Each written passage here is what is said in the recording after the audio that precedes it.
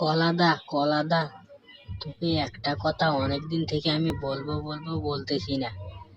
কি রে পিয়াস, তুই আমাকে কি বলতে চাচ্ছিস বল সোজাসুজি। কলাদা, তোকে যখন মানুষ উলঙ্গ করে খায় তখন কেমন জানি একটা আমার লজ্জা লাগে রে কলাদা। এই পিয়াস, কথাবার্তা সাবধানে কস। আমাকে কেন উলঙ্গ করে খাবে? আমাকে বা উলঙ্গ করে খাক, তাতে তোর কি যায় আসে? তাই আর কি বললাম, তোমাকে যে মানুষ একদম উলঙ্গ করে খেয়ে ফেলে এই যেন দেখে আমার আফসোস হয়। তোকে কি মানুষ কম থয়? হ্যাঁ, তোকে তো আস্তে আস্তে উলঙ্গ করে, তারপর মনে করে খুশি খুশি করে।